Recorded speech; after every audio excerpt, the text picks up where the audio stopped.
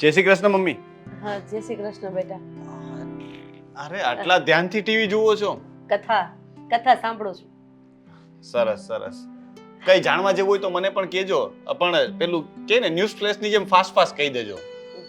તારી પાસે અને મીરા પાસે જ્યારે બહુ બધો સમય હશે ને ત્યારે બેસાડીશ અને આ બધી વાતો છે ને ઊંડાણથી સમજાવીશ. પણ મને નથી લાગતું કે એવું પોસિબલ થશે. કારણ કે એટલો ટાઈમ તમારા લોકો પાસે હશે જ નહીં. તમારા પાસે એટલો ટાઈમ નથી. અચ્છા, કેમ મારી પાસે એટલો બધો ટાઈમ નથી? મારે કાલે પપ્પા સાથે વાત થઈ છે. કહ્યું ને તને 5 મિનિટ તો વેઇટ કર. આ છોકરીનું કામ બધા કરતા ફાસ્ટ. હા, સૌથી બિઝી તો આપણા ઘરમાં જો કોઈ હોય ને તો આ મારી બેન. એવું લાગે છે કે આખા ઘરના કામ એને એકલીને કરવાના હોય છે અને બધા જ મોબાઈલમાં હે પાછા. ડિજિટલ વર્લ્ડ ચાલે છે ને એટલે. હા, મોદી સાહેબે ડિજિટલ ઇન્ડિયા જે વર્ડ આપી દીધો છે ને આ બધાની પાછળ વળગી ગયા છે. બસ હવે સવારમાં એનો નાસ્તો કરવાનું બંધ કર ને. તારે કોલેજ નથી જવાનું? જવાનું છે ને, ભાઈ મૂકવા આવે તો ને. હું શું કામ મૂકવા આવું? રિક્ષા પકડો ને ચાલતી થાવ. આજે દામિની નથી એટલે કહ્યું મેં તને. દામિની પહોંચી ગઈ છે ત્યાં. તો પણ હું શું કરું? દામિની પહોંચી ગઈ છે. મમ્મી જુઓ ને યાર, મારે ઓફિસ ઉલટી પડે, મારે એને કોલેજ કઈ વાંધો નહીં. 10 મિનિટમાં કઈ તારા બોસ તને ખીજવાઈ નહીં જાય તો એક કામ કર, જાય ને મૂકી આવ અને પછી ઓફિસે જજે. અને વળતા દામિની સાથે પાછી આવી જઈશ. લેવા આવવાની જરૂર નથી. ના, બીજો કઈ હુકમ હોય તો કહી દે. અને મમ્મી એ છે ને ખાલી કોલેજ નહીં જાય, રસ્તામાં પહેલા તો છે ને જ્યુસ પીવા અને નાસ્તો કરવા મને ઊભો રખાવશે. એટલે સવારમાં બકરો બનાવશે મારો. હા તો કઈ વાંધો નહીં, એ ભાઈ જ છે ને. અને પેટમાં સમય ને એટલું જ ખાવાનું હોય કે બે ટાઈમનું ભેગું નથી કરતી. દેખાતું તો છે નહીં, ખાય આટલું પણ જુઓ તો ખરા. શું કરીએ? બસ હવે પણ શું કામ હેરાન કરે છે એને? હવે આમ જોવા જઈએ ને તો તેને હેરાન કરીને અડધી કરી નાખી છે.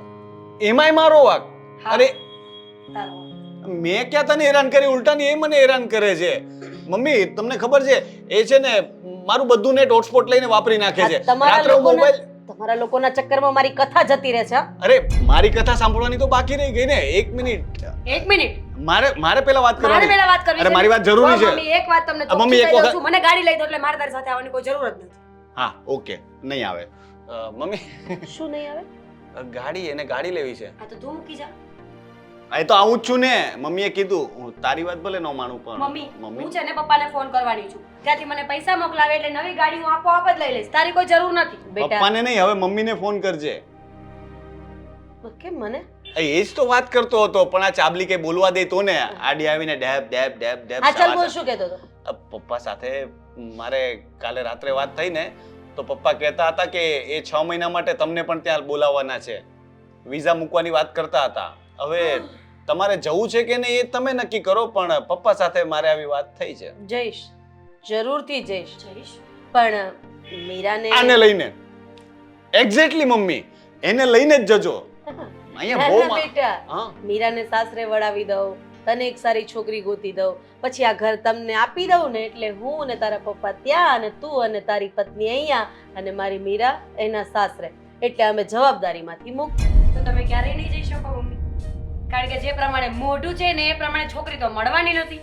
બધા લોકો ના પાડશે કે આવા વાંદરા જેવા છોકરાને અમારી છોકરી આપવાની કોઈ જરૂર નથી. ઓ હેલો, શહેરમાં વાંદરીઓની અરે યાર છોકરીઓની તાણ નથી, કઈ મળી જશે કોઈ ના કોઈ. જોયું ને, સાચું બોલાઈ ગયું ને.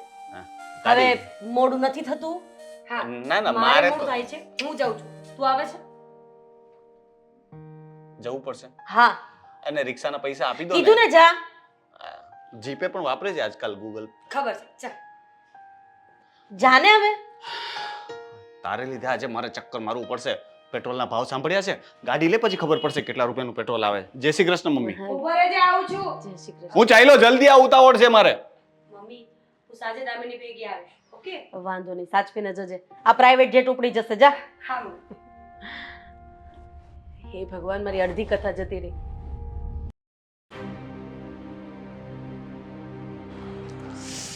એક તો આ એક્ઝામ ને ઉપરથી શરદી ઉધરસ. હા ક્યાં રહી ગઈ દામિની ફોન કર્યો? હા કેટલી વાર હોય. દામિની તને કહેતા જ ભૂલી ગઈ. હું આજે તારી સાથે નથી આવવાની. તું જઈ શકે છે? કેમ, શું થયું છે? એકચ્યુઅલીમાં મારે એક કામ છે. જો આ તારું કામ બામ છે ને પછી કરશે. અત્યારે આપણી એક્ઝામ ચાલુ છે. મને તો આજનું પેપર પણ એટલું ખરાબ ગયું છે ને એનું જ ટેન્શન છે. દામિની સમજવાની કોશિશ કર. મારે એક મીટિંગ છે. મીટિંગ કર્યા વગર આજે ઘરે જવાય એવું નથી. ઓહ, આ તારી મીટિંગ છે ને પછી કરશે. અને તારે શેની મીટિંગ હોય અત્યારે? જો આપણી એક્ઝામ ચાલી રહી છે ને તો એના પર ફોકસ કરવાની જરૂર છે. તો કરું છું ને, ઘરે જઈને એક્ઝામ પર તો ફોકસ કરું છું.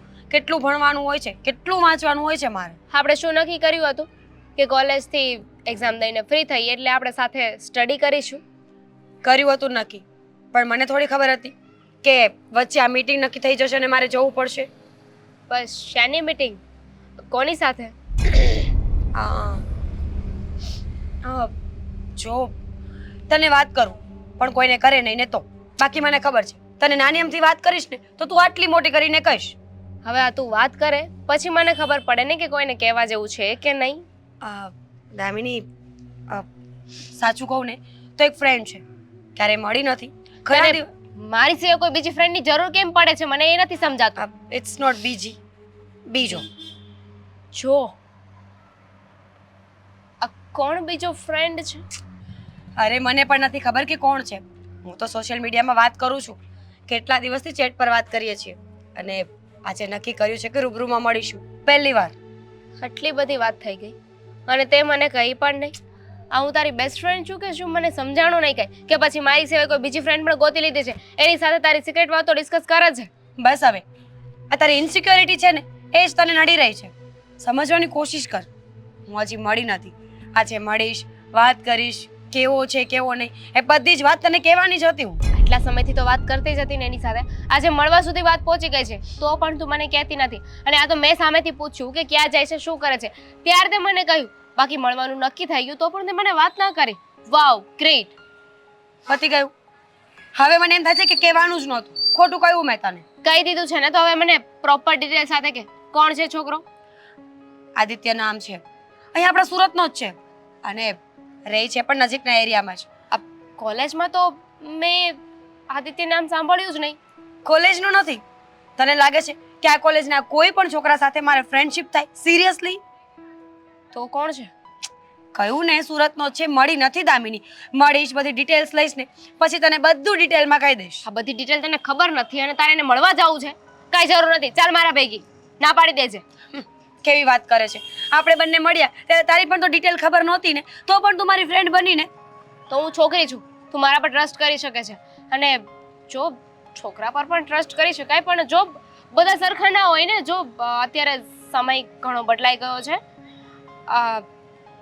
આપણે થોડું ધ્યાન રાખવું જોઈએ.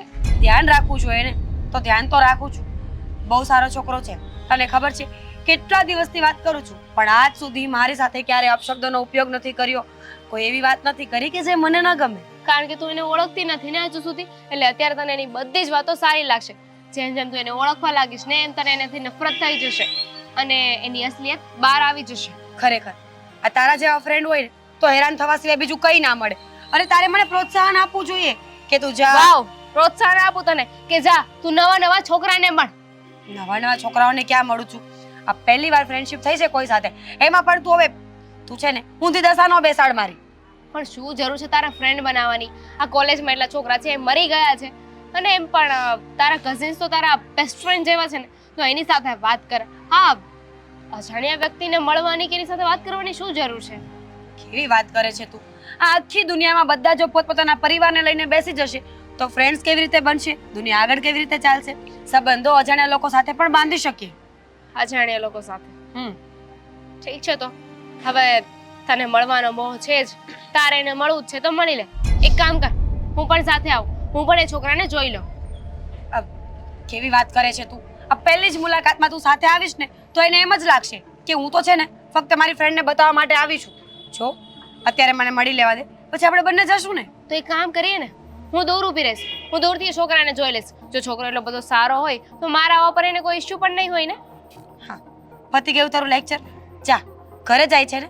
અને હા, આ મારા મમ્મીનો કે ભાઈનો ફોન આવે ને તો હું કહી દઈશ કે મીરા મારી સાથે નથી. મારી ખરેખર ફ્રેન્ડ છે કે દુશ્મન?